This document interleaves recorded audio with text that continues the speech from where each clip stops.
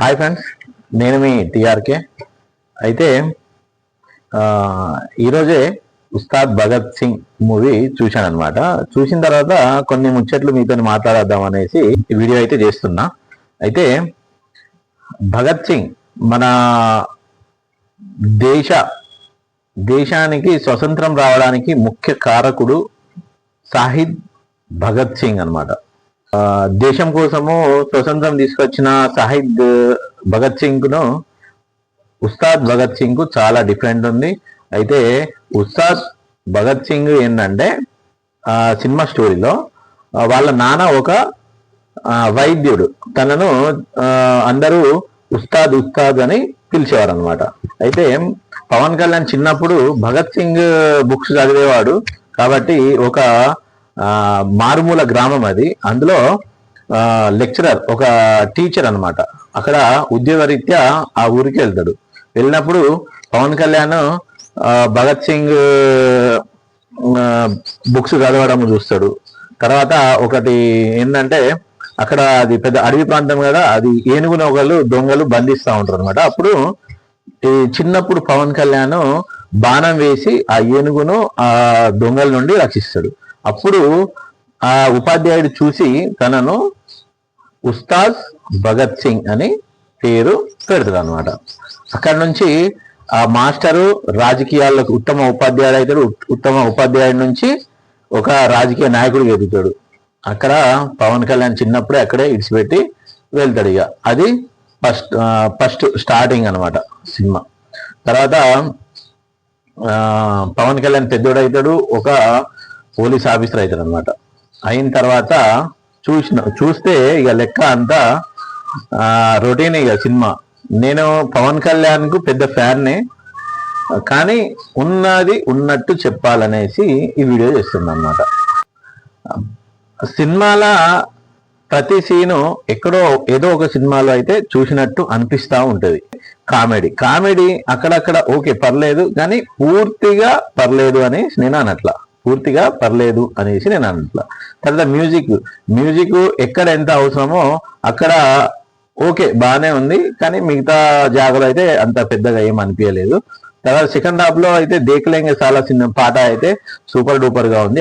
ఆ పాట కోసం అయితే సినిమాను 2-3 సార్లు చూడొచ్చు. తర్వాత తొలి ప్రేమ సాంగ్ అయితే వస్తుంది కదా, ఆ తొలి ప్రేమ సాంగ్ అయితే ఇక మళ్ళీ పాత రోజుల్లో పవన్ కళ్యాణ్ ని చూసినట్టే అనిపించింది. అదైతే ఆ పాట ఎప్పుడు విన్నా చూసినా బాగానే ఉంటది. కాబట్టి ఆ సాంగ్ కూడా సూపర్ డూపర్ గా ఉందన్నమాట. ఇక హీరోయిన్ విషయానికి వస్తే, హీరోయిన్లు అయితే ఒక 2-3 ఉన్నారు. ఆ హీరోయిన్లు వాళ్ళ క్యారెక్టర్ ఎంత అసలైంది, హీరోయిన్ ఉండాలి కాబట్టి ఉన్నారు అనిపించింది నాకైతే.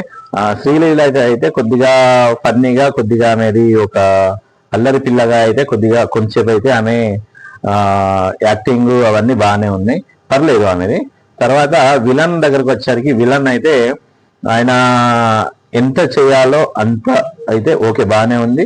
ఆయన క్యారెక్టరైజేషన్ కూడా సూపర్ గానే ఉంది. కాకపోతే ఆయన ముందే ఆయన కొడుకును పవన్ కళ్యాణ్ చంపుతాడు కదా, అక్కడ మాత్రం ఆ విలన్ చూస్తూనే ఉంటాడు ఇక అంతే. అదే నాకు అనిపించింది. ఇక అంటే ఇక్కడ హరీష్ శంకర్ డైరెక్టర్ ఇక్కడ ఏం చేసిండు అంటే పవన్ కళ్యాణ్ ఫ్యాన్స్ బేస్ లోనే చూసి సినిమా తీసిండు తప్పించి అందరికి కనెక్ట్ అయ్యే సినిమా తీద్దామన్న ఆలోచన అయితే హరీష్ శంకర్ ఇక్కడ అనుకోలేదు. ఎందుకంటే గబ్బర్ సింగ్ సినిమా చూస్తే అనిపిస్తుంది కదా, సూపర్ డూపర్ సినిమా. అందులో ఫన్ ఉంది, యాక్టింగ్ ఉంది, అందులో రొమాన్స్ ఉంది, అందులో ఫ్యామిలీ డ్రామా ఉంది, ప్రతి ఒక్కటి ఆ సినిమాలో ఉందన్నమాట. అది హరీష్ శంకర్ అంటే.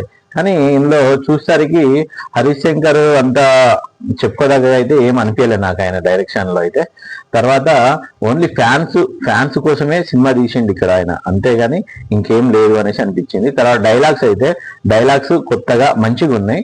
పవన్ కళ్యాణ్ సినిమా అంటే సాంగ్స్ అనుకునేటోళ్ళం ఇన్ని రోజులు, కానీ ఇప్పటి నుంచి పవన్ కళ్యాణ్ సినిమా అంటే డైలాగ్స్ తోని పవన్ కళ్యాణ్ ని మనము గుర్తుపెట్టుకోవచ్చు అనమాట. అంత మంచి డైలాగ్స్ అయితే హరీష్ శంకర్ రాసిండు, పవన్ కళ్యాణ్ కూడా మంచిగానే చెప్పిండు, అది ఓకే. తర్వాత కొద్దిగా ఏంటంటే దేశభక్తి సినిమాలో ఎక్కువైంది. దేశభక్తి గురించి అయితే ఎక్కువగా ఈ సినిమాలో మాట్లాడడం జరిగింది అనమాట. ముస్లిమ్స్ అవి ఇవి అన్ని ప్రతి ఒక్కటి అందులో చెప్పుకోవచ్చు. ఎన్ని పాకిస్తాన్ టెర్రరిస్టులు కానీ అవన్నీ సినిమాలో చూపించే ప్రయత్నం అయితే చేసారు అనమాట. అంటే ఒక సినిమాలో ఇవన్నీ చూపించాలంటే చాలా కష్టంతో కూడుకున్న పని. కానీ హరిశంకర్ ఇక్కడ డైరెక్టర్ ఏం చేసిండంటే అన్ని గలగలిపి ఇందులో చూపించాలనుకున్నాడు. అంటే బిర్యానీ లాగా చేద్దాం అనుకున్నాడు. కానీ అంత ఫ్యాన్స్ అయితే నచ్చింది సినిమా, ఆ రకంగా అయితే తీసిరు అనమాట. ఇంకో విషయం ఏంటంటే పవన్ కళ్యాణ్ గారికి ఇప్పటి నుంచి మనము ఒక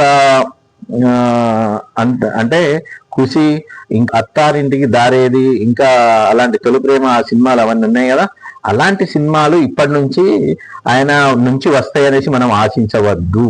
ఎందుకంటే ఇప్పటికే 2-3 సినిమాలు వచ్చినాయి, ఆయన ఒక వే ఆఫ్ స్టైల్లో వెళ్ళిపోతారు సినిమాలన్నీ.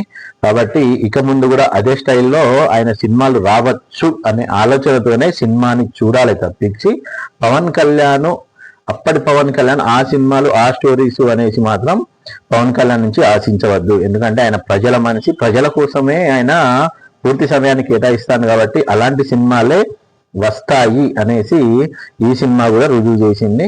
అయితే లాస్ట్ క్లైమాక్స్ లో అయితే మళ్ళీ ఆయన పవన్ కళ్యాణ్ చిన్నప్పుడు ఎవరైతే మాస్టర్ ఉంటారో ఆ మాస్టర్ మళ్ళీ ఒకసారి ముఖ్యమంత్రి ప్లేస్ లో ఆయన కనబడతాడు. కనబడి నువ్వు ఇక ఈ పోలీస్ ఆఫీసర్ కాదు, నువ్వు కూడా ప్రజా జీవితంలోకి రావాలి, నువ్వు కూడా ఈ పార్టీలోకి రావాలి, ప్రజల కోసం సేవ చేయాలి అనేసి లాస్ట్ అనేసి పవన్ కళ్యాణ్ చేత ఆయన మాట తీసుకుంటాడు. అక్కడికి సినిమా అయిపోతుంది.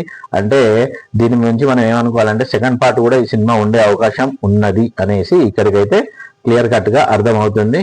కాకపోతే పాత పవన్ కళ్యాణ్ సినిమాలు పాత సినిమాల లెక్కన సినిమాలు చూద్దాము అనేసి మాత్రం ఆడియన్స్ వెళ్ళవద్దు అనేసి నేను ఒకటే అంటున్నా. ఎందుకంటే పవన్ కళ్యాణ్ అప్పుడు పవన్ కళ్యాణ్ వేరు, ఇప్పుడు పవన్ కళ్యాణ్ వేరు. ఆయన సినిమాలు, ఆయన స్టైల్ అన్ని మారినాయి. అదే విధంగా సినిమాలు కూడా ఇక ముందు రాబోతున్నాయి. కాబట్టి ఆ ఆలోచనతోనే సినిమాకి వెళ్ళి సినిమాని చూడండి, ఎంజాయ్ చేస్తారు. ఓకేనా. నెక్స్ట్ దురంధర్ సినిమా కూడా చూడలేదు. ఆ సినిమా చూసుడుతోనే ఎమ్మటే దాని గురించి కూడా మీకు రివ్యూ ఇస్తాను మిత్రులారా. ఓకేనా. ఒకవేళ మన ఛానల్ని సబ్స్క్రైబ్ చేసుకునే వాళ్ళు ఎవరైనా ఉంటే మాత్రం సబ్స్క్రైబ్ చేసుకోండి, షేర్ చేయండి, లైక్ చేయడం మాత్రం మర్చిపోకండి. ఓకేనా. Thank you.